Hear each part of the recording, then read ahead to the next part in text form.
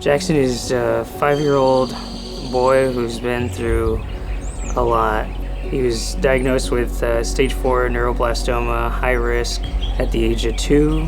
Since then, has gotten back to a normal life.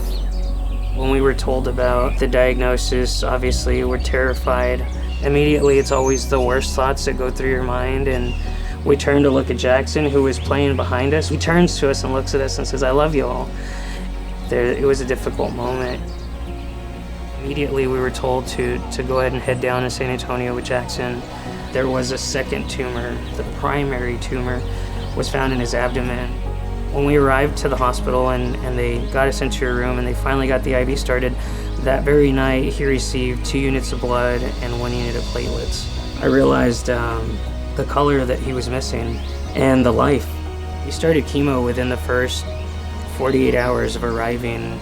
The goal is to let the body recover as best as possible, but if they see that it starts to get to a low where he needs that nudge or that help, they'll go in and rescue him with platelets to hold him over until his body can recover on its own. Blood donation saved my son's life. There's no doubt about it. He had a complete response to the chemo. The tumor in his head was gone. The one in the abdomen had now shrunk by 90%. In our book, best case scenario.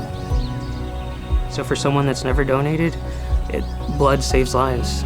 He wouldn't even have made it through the first couple of weeks.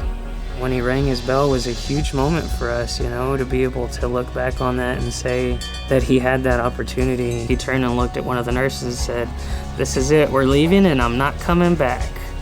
For those that have donated, thank you, because that's what kept my son alive.